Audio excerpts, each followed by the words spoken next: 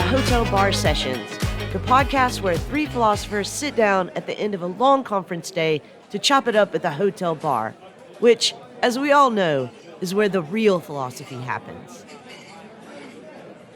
Welcome back to another episode of Hotel Bar Sessions. My name is Lee Johnson, and I am joined by my co-hosts, Rick Lee and Devanya Havis, and today we are talking about virtue. But before we do that, let's get some drink orders and some rants or raves. Rick, I'll go to you first. What are you drinking? Today I'm going to have a Corpse Reviver number 2, and I am raving about the BBC series Shetland.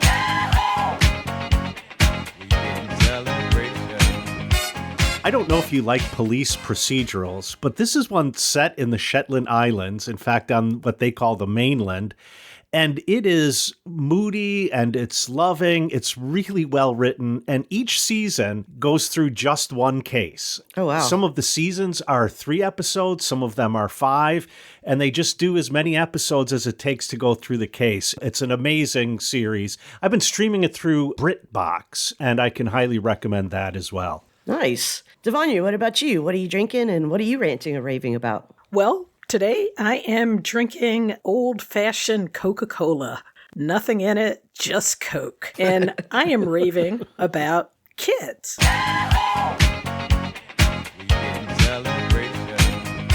Not necessarily raising them, but seeing them in their natural joy, grooving on people. I was at a party celebrating a colleague's book, and other colleagues had their kids there, and they were just joy and happiness and the freedom of movement. It was nice. Ah, the halcyon days.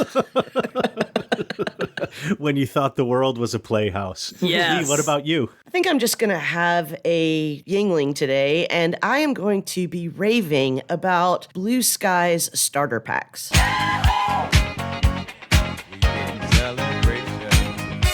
So I think that there hasn't really been a development on social media platforms in the last 10 years that haven't made those platforms worse. And Blue Sky has finally broken that streak. So on Blue Sky, they've got these starter packs where you can create a list of people, say philosophers or podcasters or, I don't know, news commenters, and you create the starter pack. Other users can then access your starter pack and just automatically follow everyone or select people in that starter pack. It's just a really easy way to tailor your timeline so that you're seeing the people that you want to see and following the things that you want to follow. I really think this is a great development, and I encourage everybody, if you haven't already made the jump to Blue Sky, to go ahead and do that post-haste. So, as I mentioned earlier, today we are talking about virtue. Rick, how are we going to do this? The word virtue sounds really old-fashioned. We talk about honesty, integrity, generosity, and justice. Do we call them virtues? What makes something a virtue? Or its opposite, a vice? Does the virtue belong to the person or to the deed? If, for example, I come to see that telling a lie is wrong, do I have to come to see that again every single time I think I might tell a lie? Now, that seems wrong to me on 2 counts. First, it can't be the case that we demand that every time we are about to act, we go through some checklist of what is right and wrong, what is a virtue and not a virtue, and act according to the list. And secondly, that's just not how we do things. So virtue is like muscle memory for morality. We develop the skill of being honest, and because that now seems like it comes naturally, we simply act honestly whenever a situation where I might lie comes up. But because virtues in this sense are like habits, they have to be learned and practiced and exercised. That means someone needs to teach me to be honest before I even know that honesty is a virtue, or maybe even what honesty is. But what if they teach me virtues that are simply ways to keep the powerful in power and the lower classes low? Obedience might be considered a virtue, and we are often taught from infancy on to be obedient to our elders and to authority. But should we be obedient? No.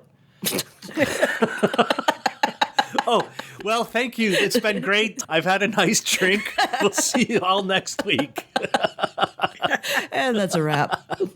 So are virtues the key to moral life, or are they just ways to ensure the status quo?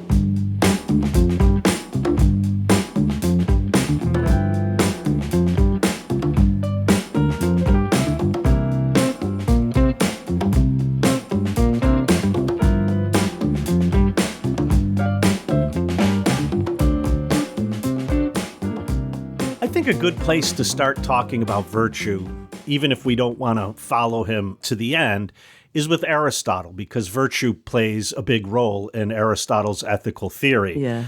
I think Aristotle's ethical theory has two main elements. Virtue, or actually his word is arete, and so that might be better understood as excellence and not simply virtue. So that's one element. And the other, and we've talked about this many times in the past, phronesis, a kind of wisdom or knowing that's related to acting and doing. So phronesis is required for living well because even if I know a general rule, for example, that red meat isn't good for me, I still need to know in which context that applies and how exactly to apply it. Now, that might sound ridiculous today because if you're a meat eater, you just go to the grocery store and all the animals are wrapped in plastic that you can see through and you can see what's white meat or red meat. But if a chicken walks in front of me, I don't, a city boy, know what the hell kind of meat is inside there. And so I need some kind of knowledge to know, okay, right now I need to do this.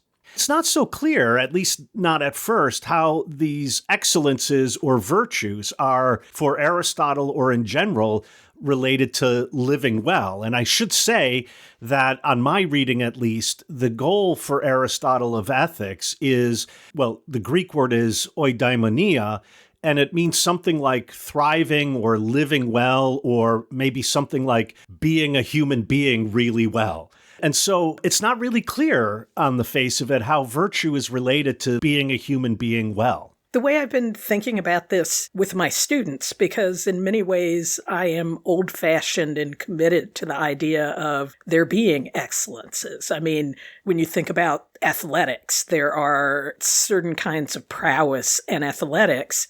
There are also certain kind of people that we gravitate toward, that we emulate, that we admire and want to be like, that we respect. And it seems to me that notions of character and virtue have an affinity. So when I was growing up, my dad would always say things like, X builds character. Therefore, you need to practice and do it, even if it's difficult. And it seems to me that that might be a way of thinking in a contemporary respect about what you're talking about in terms of virtue, because also it may challenge the idea that simple obedience or simple acceptance of certain things that are praised as virtuous, we might want to rethink those.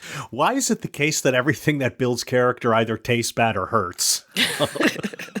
You know, it's not like eating candy builds character or sleeping builds character. Running or eating your vegetables always builds character. But I think, Devanya, you put your finger on a problem I raised at the end of the introduction. Namely, your dad tells you this builds character. And so we learn these before we really even know what's going on. Before we even know whether being obedient is something good or bad, before we know whether being pious is good or bad, we're already taught. And that's one of the problems, it seems, with these excellences. But to be fair to my dad, obedience in his estimation never built character. Good for him. Wise man. Yeah, I agree with you both. I also, like Devanya, am a little old-fashioned and wanting to hang on to the idea of excellences in various arenas of our life. I think a lot of people do have a hard time understanding virtue as moral excellence. I mean, just the way that we talk about it. Virtue, when we say it's a part of your character, as if it's a quality or something of us, and not, as Aristotle demonstrates at length, an excellence in certain kinds of acting and doing. One of the things that's lost in the last 2,000 years is that virtue has again, become a quality of a person and not a name of something they do excellently. That's a nice distinction. I do like that distinction, but I think part of the fault for that lies already in Aristotle, because telling the truth is doing something well, but honesty is something that seems to belong to me as a characteristic. And I think we focus on the fact that I am honest. That's a virtue that belongs to me. But we lose sight of the fact that it's the virtue for doing something really well, telling the truth really well. And so it sits in a middle place. Aristotle relates it to a habit. I often compare this with students to a language. Like, I know how to speak Polish, but I'm not speaking Polish right now.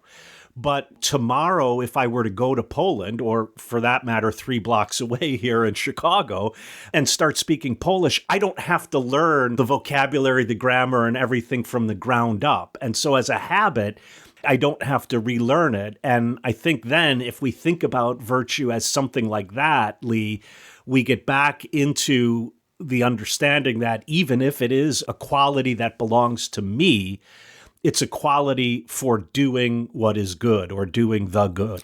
I think that's exactly right. A lot of times when I talk to my students about arete, I point out, just as you did, that although Aristotle, when he uses the word arete, is largely talking about one specific kind of excellence, moral excellence, that in the original Greek, it meant excellence of any kind. And so, if LeBron James lived in ancient Athens, he would have basketball arete, right? But he has that only because it's a practice. It's something that he does all the time, over and over and over. And we wouldn't say of LeBron James that he is a basketball player. Like, that's just a quality of his being. Right. That if he stopped playing or if he stopped practicing, that he would still be an excellent basketball player. We understand that he has to practice doing it. He has to act like a basketball player in order to be an excellent basketball player. He has to play basketball.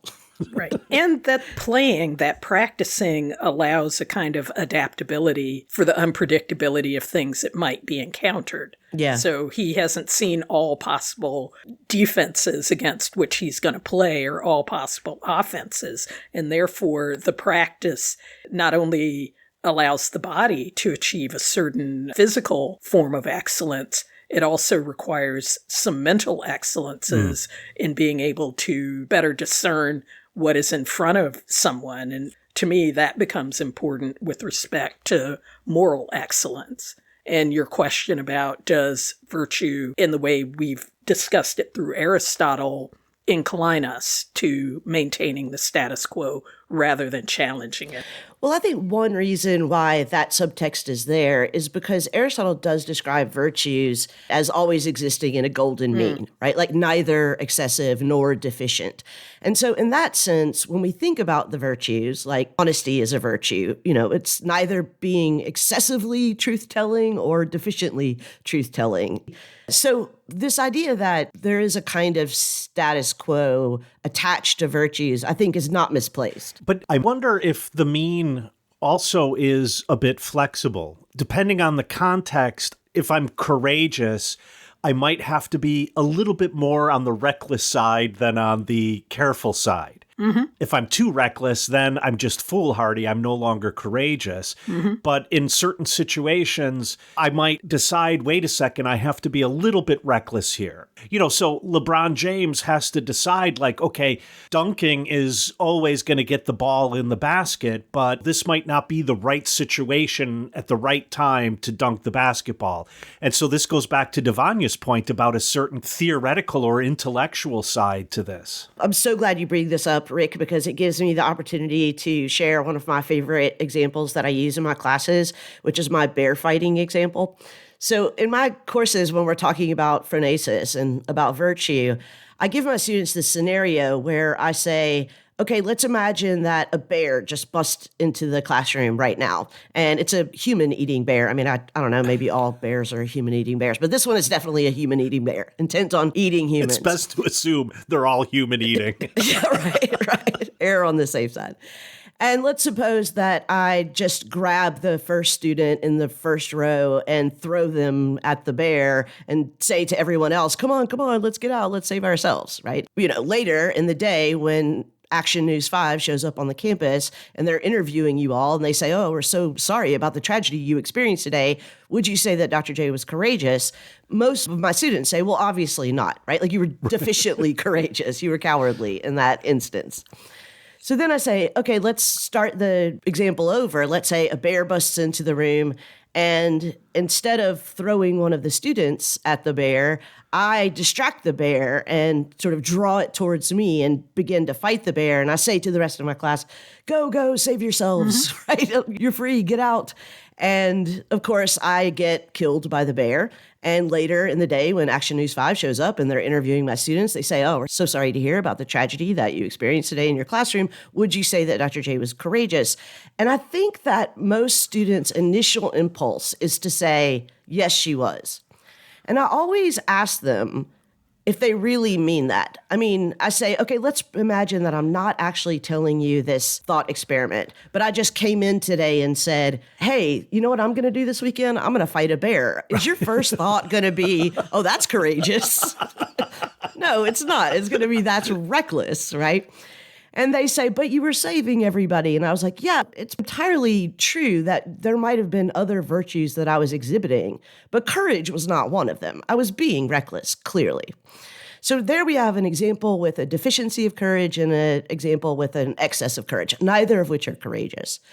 But then I say, all right, let's start this example one last time. Let's say a bear busts into the room. He's intent on eating everybody in here. I distract the bear, bring him towards me, and I start fighting the bear, and you all escape, and I end up dying from the bear attack.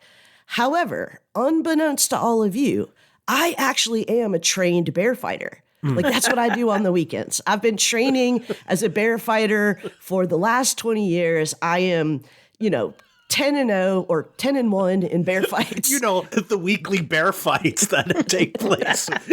But you're right, exactly right. So I know how to fight a bear. I mean, I didn't win this time, but I know how to fight a bear. And I say, all right, Action News 5 comes to the campus later and they say, "Would you say Dr. J was courageous?" I think in that instance, you would say that I was courageous. I'm not actually being reckless. I'm not exhibiting an excess of bravery there. I'm doing something that I know how to do. Okay, I lost this time. It happens.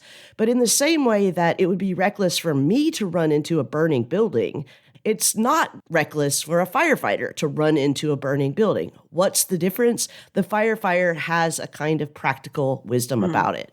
Phronesis. He's cultivated the habit of doing this very thing, and he understands what being courageous is and what being reckless is and what being cowardly is. And those are different for him than they are for me. I also just want to say, as an aside, that all of my students hear this bear story, and frequently they will talk to other students in other philosophy classes who are also reading Aristotle, and they'll say, "Oh, have you gotten to the bear fights yet?"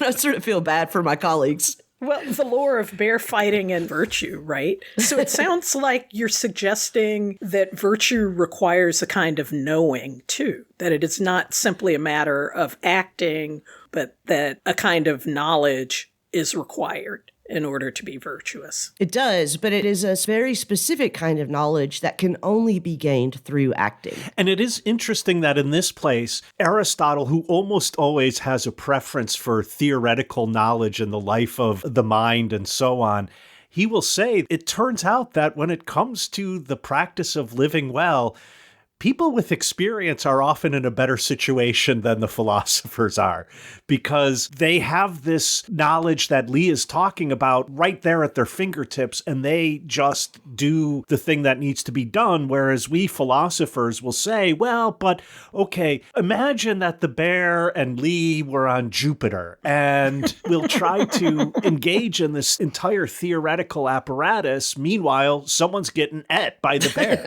As the narrator says in The Big Lebowski, some days you eat the bear, some days the bear eats you. Right. The bear quickly rips through the veil of ignorance and says, "Enough with this." I really want to push this connection between thinking, knowing, and acting, which I think becomes crucial and might be a stopgap against using virtue to maintain the status quo. Yes, I agree that lingers because we are talking about practice and habit, but I also want to think about the practice of interrogating our status quo as a kind of virtuous engagement and as a necessary thing for living our best lives. Let me just lay out a little bit more my worry about the status quo. If, for example, courage is a virtue, then I need to be taught how to be courageous. As Aristotle says, I don't become courageous by knowing what courage is. I become courageous, in fact, strangely, by being courageous.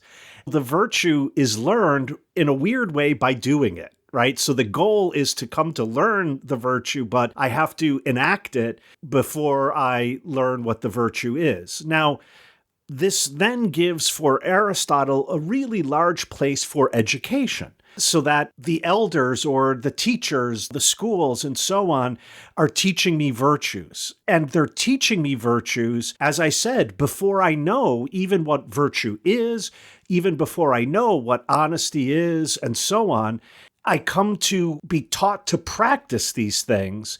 And the question is, at what point does this moment that Devanya brings up about reflecting on the virtue itself arise if I'm taught, and let's go back to my example, and frankly, I think it's not a virtue myself, but if I were taught that obedience is a virtue, at what point in becoming obedient do I have the ability, and from where do I have the ability to reflect back on obedience and say, well, wait a second, that's actually not a virtue? You could think about all sorts of virtues that Aristotle and other ancient Greeks would list, so the moral virtue like piety. I don't think that's a virtue. I could see why it would be taught as a virtue because it affirms a certain status quo. And then other things, even like courage, make sense in a society built around the constant need for warfare. But does it make as much sense in a different society? And when does the moment arise in which I can reflect on all of this? Well, I think for Aristotle, there never will be a point where that reflection is necessary because virtues are self-evidently virtuous in your living well, in your happiness. If a virtue wasn't really a virtue, you wouldn't be flourishing. You wouldn't be living well. You wouldn't be doing well. You wouldn't be happy. And not happy like a warm hug, happy like truly human flourishing. Right. So I don't think that is so much a worry for Aristotle. And when we say things like, well, actually, why are we taught that obedience is a virtue when in fact, I'm not happy, I'm not doing well, I'm not living well, I'm not flourishing when I'm always obedient? Well, that right there is evidence that it isn't a virtue. I like that because that rehabilitates the need for the time and space of reflection so that I can, as it were, interrogate myself and say, hey, is this really helping me or not? It seems like I'm not getting the things I want or even maybe need to be a human and to be a human really well. Can I just note one other thing that you mentioned earlier, which is that in order to cultivate a virtue, we have to be in a situation that calls for that virtue often enough that it becomes a habit. And for that reason, I frequently tell my students, probably most of us are not courageous. Most of us are not frequently enough in dangerous situations that we have developed a kind of practical wisdom about what to do in dangerous situations, which is what the virtue of courage would be in a phronemon, in someone who really knew what it was. Right. That also means that everybody can't develop every virtue, that you have to be sort of smiled on by fortune to some extent in order to be able to even have the opportunity to cultivate certain virtues.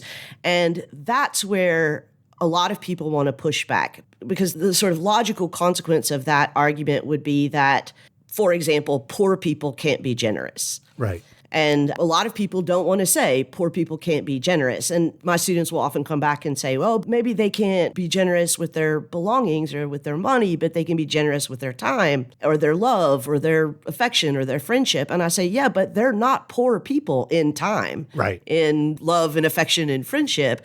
Where they are poor people, they cannot be generous. There comes a moment where we have to look at the relationship between the well-being of each of us and the well-being of all of us. In a sense, it might be the case that the virtue of generosity demands that I work as much as possible to bring about a body politic in which everyone can be generous in all the ways. And that would be, by the way, a society in which generosity would no longer be necessary, right? We often misplace where we want equality to show up. We don't like to say we have unequal distributions of talent. I think we're all aware that our society puts people in all sorts of situations in which they can't practice virtues of many different kinds. But the problem is not we don't have equally distributed talents. The problem is that we then need to live in a context in which no matter what talents we have, we can all thrive. And that when we are engaged in developing virtue, we're doing so within community. Sure. I mean, we've talked a lot about individual virtue and individual cultivation, and I find very important the ways in which Aristotle is saying we alone cannot be judges of our virtue. We require other people and embeddedness in, for him, what would be the political life. I'd call it for us a social life in order to have a clear sense of whether we're virtuous. It's not me declaring, hey, I am a virtuous person. It is someone observing the things that I choose over time, right, and assessing me within the context of my community or communities to have a certain set of traits. That's such a good point, Devanya. And I'm wondering if you think that communities can be virtuous. I mean, I think it's pretty evident that communities can be vicious. Well, but if communities can be vicious, then I think it has to follow that they can also be virtuous. To the extent that one would argue that justice is a virtue, then I think communities could be just, therefore can be virtuous. Communities could be honest. Communities can be generous, equal, exhibit all sorts of virtues because of the way in which that community is structured. So in many respects, the idea of engaging in virtue requires, for lack of a better description, a kind of theater where it unfolds and has to be observed. We may have muscle memory for it that makes it easier to do or easier to judge. So a muscle memory, a kind of knowledge that allows us to more rapidly assess how to act. But we also have to be in a particular context, in a particular setting, where those actions unfold. And as you pointed out earlier, we also may require some kind of material conditions that give us the ability to do those.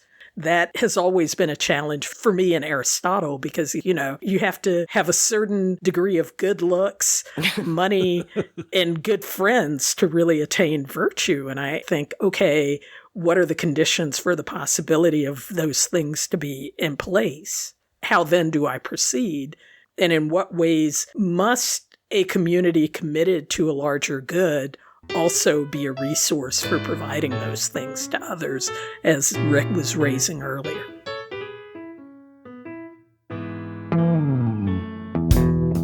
Hey, Hotel Bar Session listeners, this is Rick Lee. Do you know what kind of pillow I use or mattress I sleep on? No, of course you don't. And that's because we don't have any of those stupid ads for pillows or mattresses or any other crap that you don't even want. We are supported by you, our listeners. And if you want to keep our late night conversations flowing, why not do the equivalent of buying us a drink or giving us a high five? You could subscribe to our podcast at Patreon. That's patreon.com/hotelbarsessions. And you could subscribe at many levels. And hey, there's perks at those levels. You could get a coffee mug, or I might even call you out on an episode, or you could get early access to some of our episodes. There are lots of perks there, and we could really use your help. So go to patreon.com/hotelbarsessions and subscribe at any level you feel comfortable with. In the meantime, we'll see you back at the bar.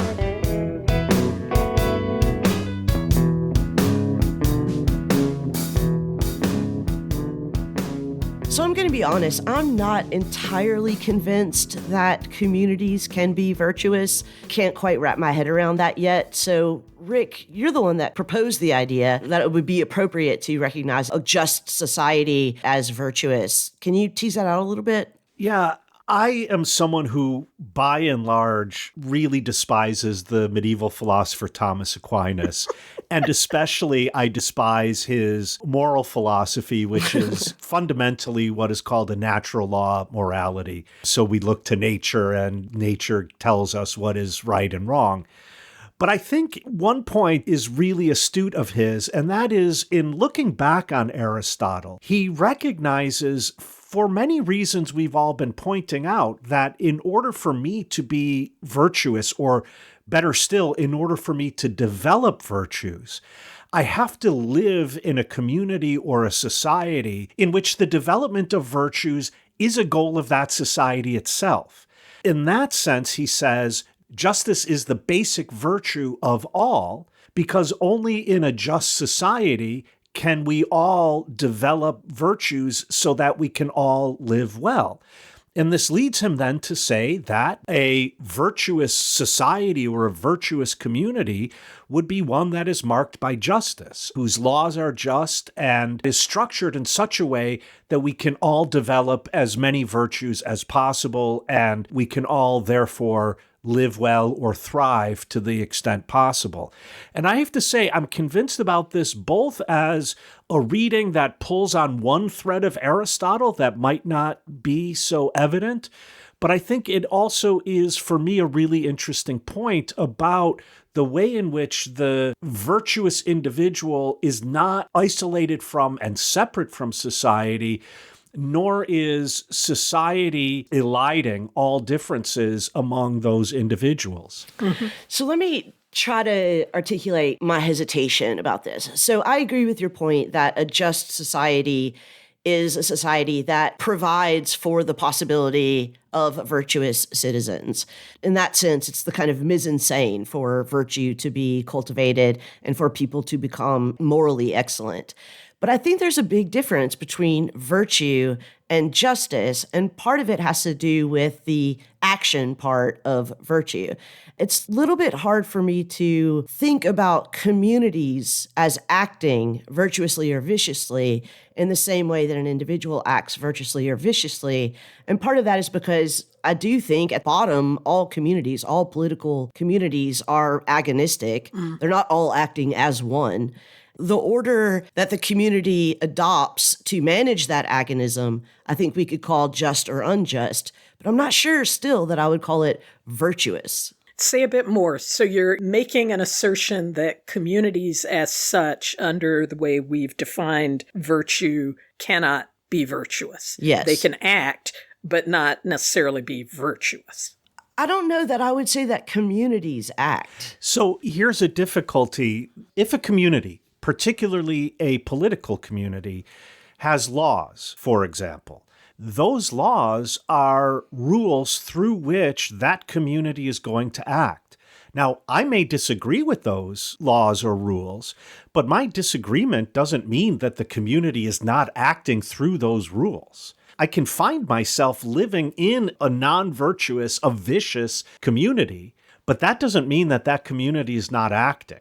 There's a strange way in which the community is, on the one hand, a collection of individuals, and on the other hand, is not just the collection of individuals.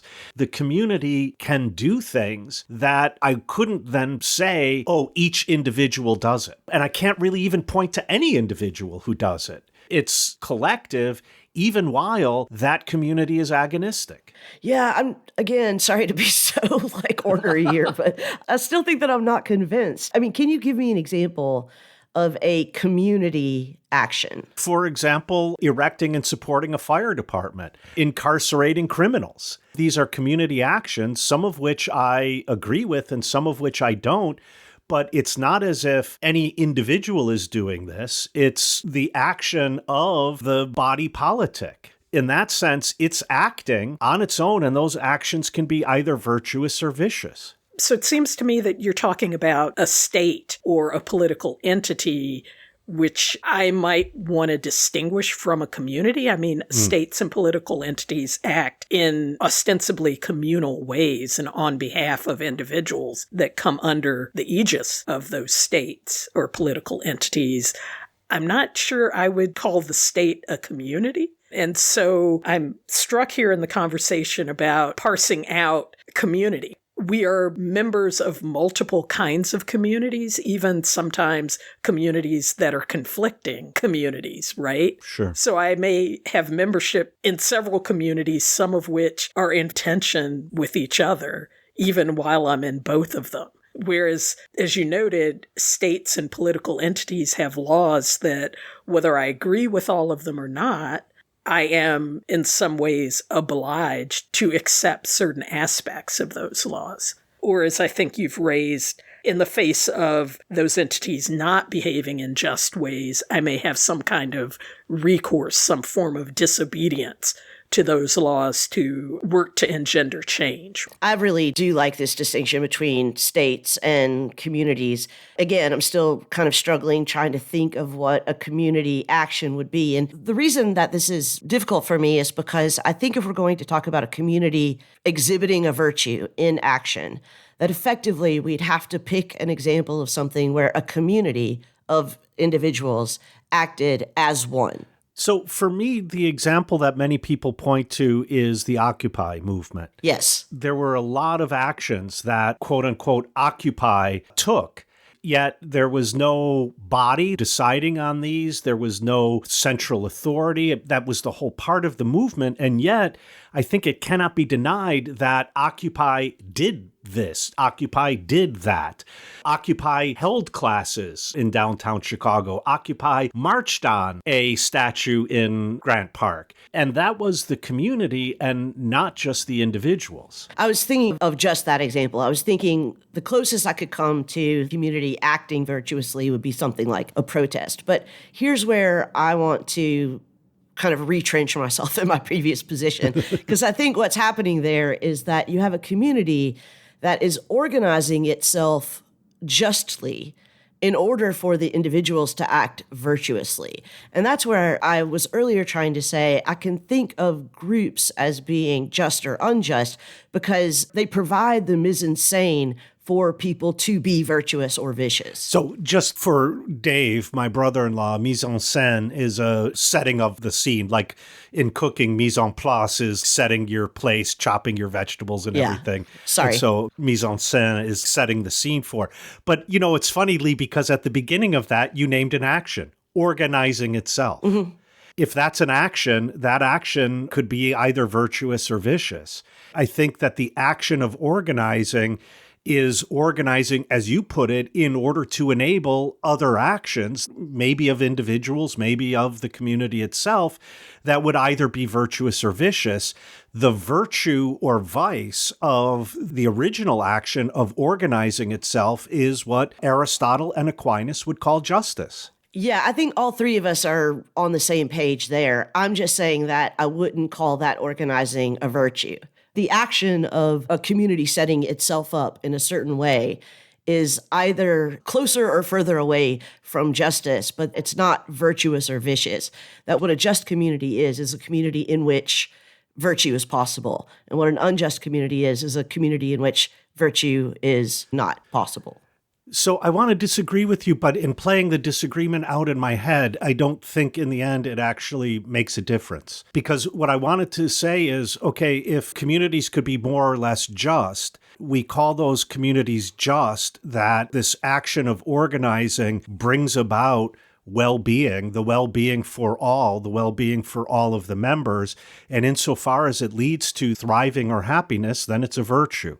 But in the end, I can't see what hinges on saying whether justice is a virtue or not. So I either disagree or concede because I don't know. Can either of you see what difference it would make? I can't really. I suppose for me, just the difference would be that I don't think that a community can be happy in Aristotle's sense.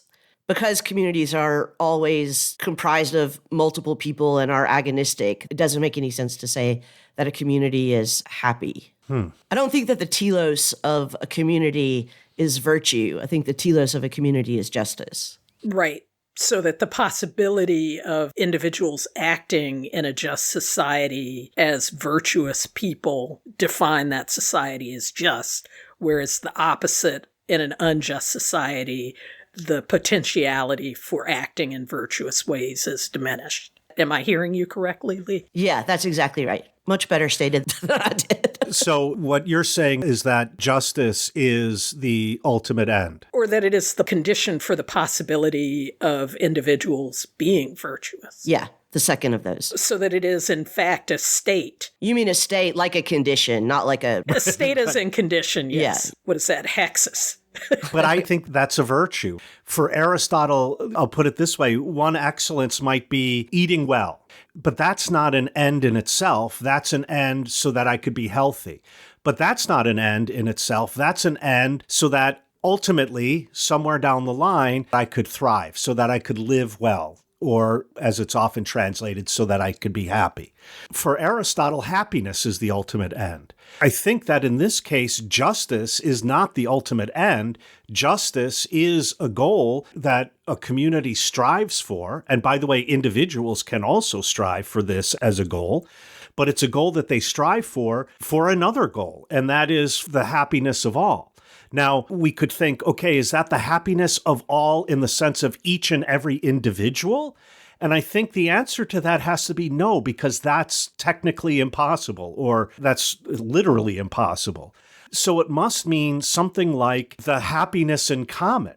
What I think the happiness in common would be is a situation in which the community makes it possible for all of us to develop virtues to the highest extent possible. That's justice, but that's justice for, in the name of, on the way toward happiness or thriving. Yeah, I mean, I'm not going to die on this hill. I suppose I just want to say that I cannot think of an example in which I would call a community morally excellent. Unless we're talking about, Kant's Kingdom of Ends or something like that. Which, for those of you who haven't heard, go back to the last episode of last season and listen to our discussion of Kant's Kingdom of Ends.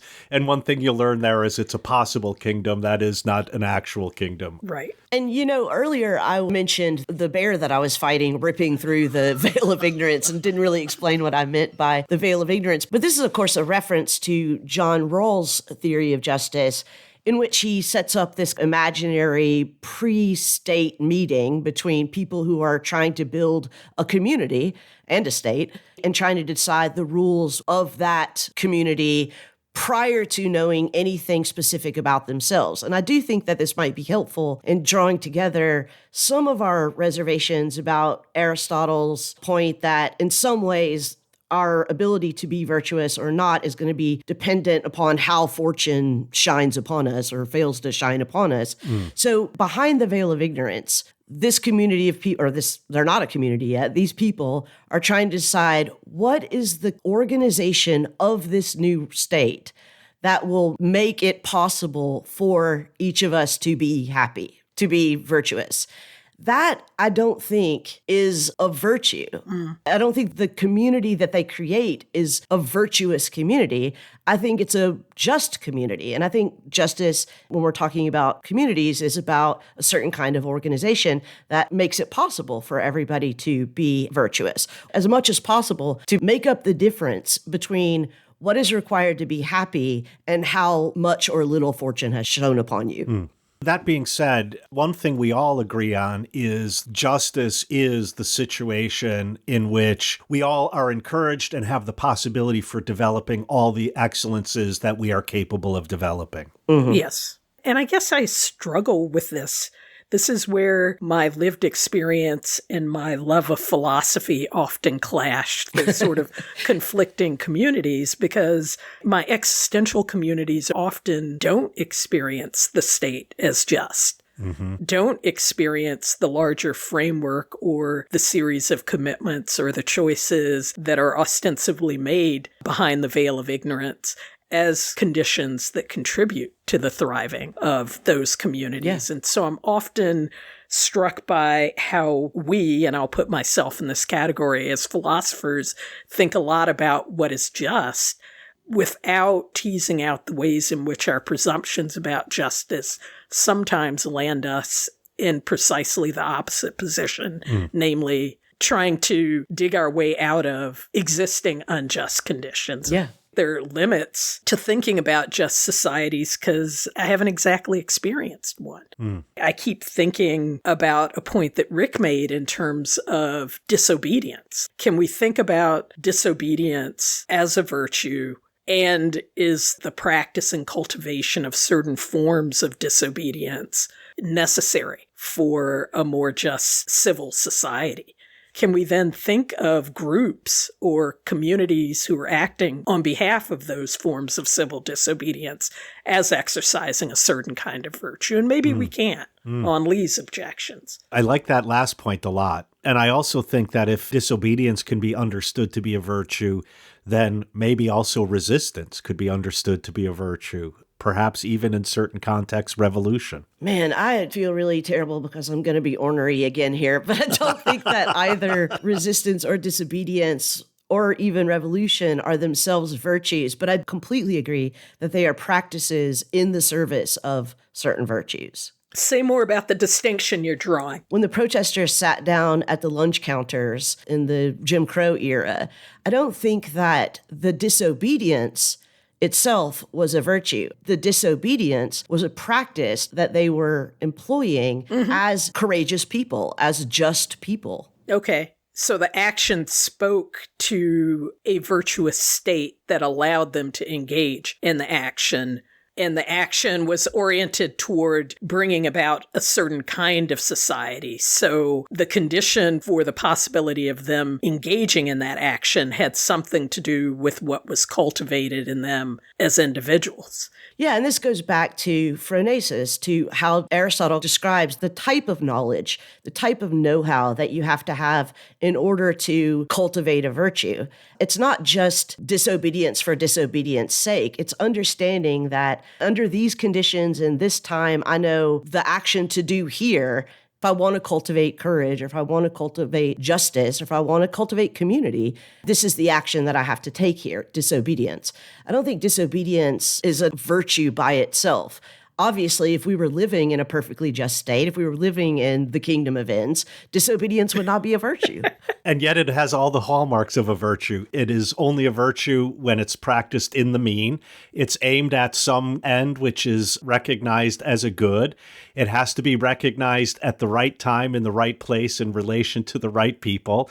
And ultimately, it has as its goal thriving or happiness. So I don't know how something can have all the hallmarks of virtue and yet not be a virtue. If it walks like a duck and quacks like a duck. But it's not a duck. It's not a duck in this situation. I'm telling you, listen, because let me give you an example of disobedience. You remember this court case a few years ago where the bakers refused to make the wedding cakes for gay people? Yes. They were disobeying. They were disobeying the law. And there you wouldn't describe that disobedience as a mean. Exactly, and therefore that's not a virtue. They saw their disobedience as contributing to what they believe to be a just society. And I think for me, that is, again, the question about collectivity and elder knowledge. And my communities, we would talk about it in terms of ancestral knowledge. There are ways that we are cultivated and inclined that also shape the action we take or the possibilities for action that we take. Right. And here I'm saying that disobedience is the action that's taken or not taken. It's not the virtue itself. Just as you throwing a student in front of the bear, or before you went through your intense training and joined the professional bear fighting circuit, you fighting the bear, while one might say, oh, that's an act of courage, it turns out that it's not. And it's because in each case, it doesn't hit the mean. So there's disobeying the law, but this is not a virtue because it doesn't hit the mean. Exactly right. Yeah. I mean, I don't think that I would say when LeBron James practices dribbling with his left hand, that dribbling with his left hand is a virtue. That is a demonstration of basketball excellence. It's just a practice in the service of the excellence that he is cultivating. Right. See, it's not a duck.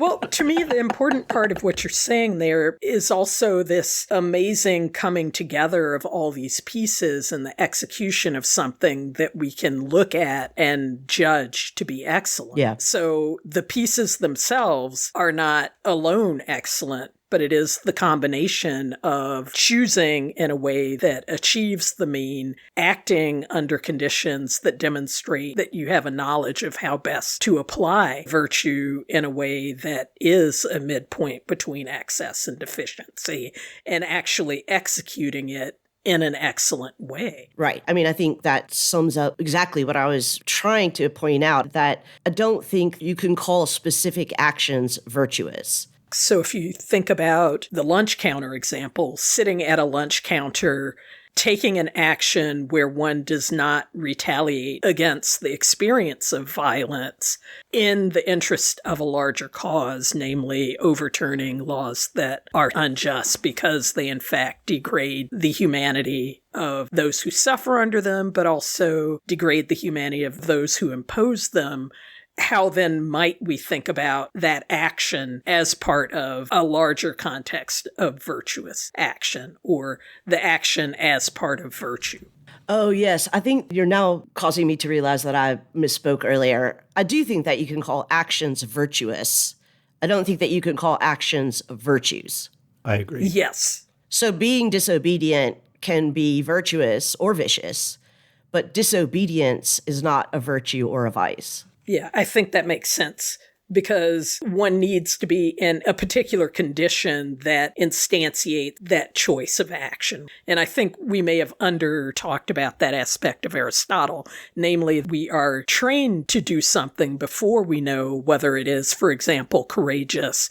We are trained to tell the truth as a practice, but in all cases, truth-telling is not necessarily virtuous. Yeah. And so the part I think we may have undersold about Aristotelian virtue is that the knowledge that allows us to make those choices in particular circumstances is something that we cultivate and that becomes necessary if we are going to be considered excellent persons or virtuous persons. And the case I use in class is Aunt May has worked on this dress for ages and ages. She's toiled. She thinks the dress is wonderful. She shows up and she shows you the dress. And are you virtuous if you say to Aunt May, that is the most hideous thing I've ever seen, Aunt May? Or do you lie through your teeth, knowing that lying is wrong, right? And I say lie through your teeth because there is a virtue in preserving Aunt May's integrity and honoring Aunt May's work. Absolutely. Yeah.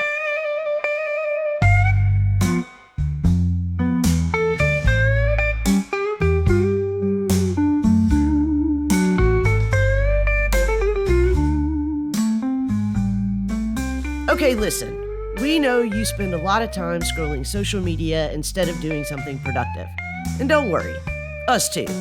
So why not make that doom scrolling count for something? Follow us on Facebook at Hotel Bar Sessions Podcast, on Twitter and Blue Sky at Hotel Bar Podcast, and also on YouTube and TikTok at Hotel Bar Sessions. And hey, while you're pretending to be busy, go ahead and visit our website at hotelbarpodcast.com.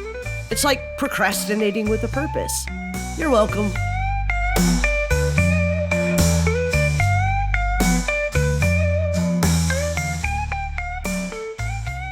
Something you said, Devanya, at the end of the last section in reference to the part of Aristotle that we've kind of undersold, I think is really important, which is that often we are practicing these virtues before we really possess the virtues or before we even really understand what they are, before we actually have the phronesis that a person with that virtue would have. And this always reminds me of a really interesting point in Aristotle where he explains an answer to a pretty obvious question here, which is if you don't already have a virtue, how do you get it, right? Like if a virtue is a habit and if it's something that has to be cultivated over time, how do you, for the first time, know how to act courageously or honestly or whatever? And Aristotle says, well, you just imitate an honest person, right? Like you imitate a courageous person. But in that instance, the first time I act courageously, when I'm acting only in imitation, when I haven't cultivated it as a habit myself, when I don't yet have the frenetic understanding of it, when I haven't established the habit of acting virtuously, that first time, that action is not a virtuous action. It's just an imitation of a virtuous person and what a virtuous person does. But over time, if I keep doing it, I am going to, develop that virtue. I mean, if you tell the truth one time, does that make you an honest person? No. What makes you an honest person is not only telling the truth over and over and over, but developing the habit of telling the truth, knowing, as in your example earlier with Aunt May, knowing the right amount at the right time and the right circumstances to the right person, what truth-telling requires in order to be honest in that scenario. So I completely agree with you that we've undersold this point, and it is something really important to highlight. I think it also clarifies for me the way in which I actually agree with the arguments both of you were making, in that, as Devanya put it before, actions can be virtuous, but not every action is a virtue. And in fact, probably no action is a virtue. No action is courage, although I can act courageously. And so, just as you said, Lee, telling one truth doesn't make me an honest person. So also telling one lie does not make me not an honest person or a dishonest person. Thank God, right? Because if every instance of my vicious actions made me vicious, I would be really in bad shape right now. Yes. But if we choose those actions repeatedly in the same way that we become a virtuous person by choosing virtuous actions repeatedly, we can also become a vicious or non-virtuous person. That's right. Over time. Absolutely. And I like this element of choice as key here. As we were talking in a previous section about how do we determine it, I'm reminded that Michel Foucault, the French philosopher, talks about the critical attitude as something that is akin to virtue. Right. What are those kinds of things that are not simply trainings in order to imitate the behavior of virtuous people, but what are those internal forms of knowledge and ways of knowing that allow us to choose in ways that are virtuous based on the situation? And I know Lee talked about phronesis, which is practical wisdom, the kind of knowledge that operates to aid me in making a distinction between when to be truth-telling, when to say something truthfully, and when maybe to withhold or tell an untruth for a greater cause. Yeah. And just to return to my argument from the first section, I would say that a just society is a society in which it's easy to be virtuous. Yeah. And an unjust society is a society in which it's easy to be vicious. I agree wholeheartedly. So unfortunately, our bartender is giving us last call. Temperance, after all, is a virtue. I was waiting for somebody to make that joke. But we got to get out of here. This has been a really fantastic conversation. I want to thank you both. I'm sure that we will return to this issue of virtue several times over the course of the season, but I think we've started it off really well here. And I think these are important times in which to talk about the idea of virtue. I think the slide in education has been toward character education. And if we're talking about character education, I think it makes sense to return to some of the engagements around what it means to develop a civil society, what it means to develop people, and how teachers play a role in that, how elders play a role in that. And what better way to introduce Devanya as a co-host to our audience than to show her as a lover of virtue? Woohoo! That's a duck. All right, you guys, I'll catch you next time. Take care. Later.